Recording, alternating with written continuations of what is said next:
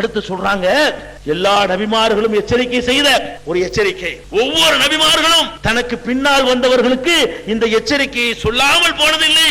அந்த எச்சரிக்கை உங்களுக்கு சொல்கிறேன்.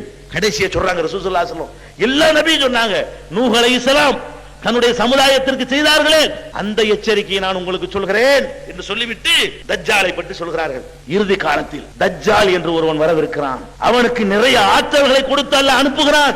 அவனுடைய சில காரியங்களை பார்க்கும் பொழுது அவன் தெய்வீக அம்சம் பொருந்தியவனோ என்று நினைக்க தோன்றும். தன்னை கடவுள் என்று சொல்லுவான், மனித வடிவத்தில் இருப்பான்.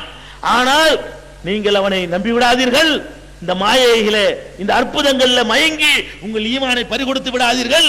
அவனை பற்றி உங்களுக்கு எச்சரிக்கை பண்ணுகிறேன் என்று சொல்லி பெருமானார் ஸல்லல்லாஹு அலைஹி வஸல்லம் தஜ்ஜாலை பற்றி எச்சரிக்கை பண்றாங்க. எப்படி பண்றாங்க?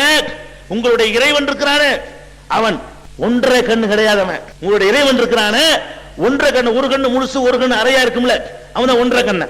இந்த ஒன்றரை கண்ணு உள்ளவனா தஜ்ஜால் வருவானா. அவனுக்கு பாருங்க, அவன் என்னென்னமோ பண்ற மாதிரி ஆக்கி அல்லாஹ் என்ன பண்ணிடுறான், அவன் அல்லாஹ் இல்லைன்னு காட்டுறதுக்கு அவன்கிட்ட ஒரு அடையாளத்தை வச்சிருக்கான். வருவான், அவனுடைய ஒரு கண்ணை சரிப்படுத்திக்கிற முடியாது. ஒரு கண்ணு நல்லா இருக்கும், ஒரு கண்ணு நல்லா இருக்காது. அப்ப அவன் தன்னை இறைவன் என்று சொல்வான். உங்கள் இறைவன் ஒன்றை கண்ணன் இல்ல. அவனை நீங்கள் அவனுடைய காலத்தில் நீங்கள் வாழ நேர்ந்தால் அவன் எவ்வளவு பெரிய பயங்கரமான அதிசயங்களை நிகழ்த்தி காட்டினாலும் நீங்கள் ஏமாந்து விடாதீர்கள், நம்பி விடாதீர்கள். இறுதி காலத்திலே அப்படி ஒரு தீய சக்தி வர இருக்கிறது. அந்த தஜ்ஜாலை பற்றி நூஹ் அலைஹிஸ்ஸலாம் எச்சரித்தார்கள்.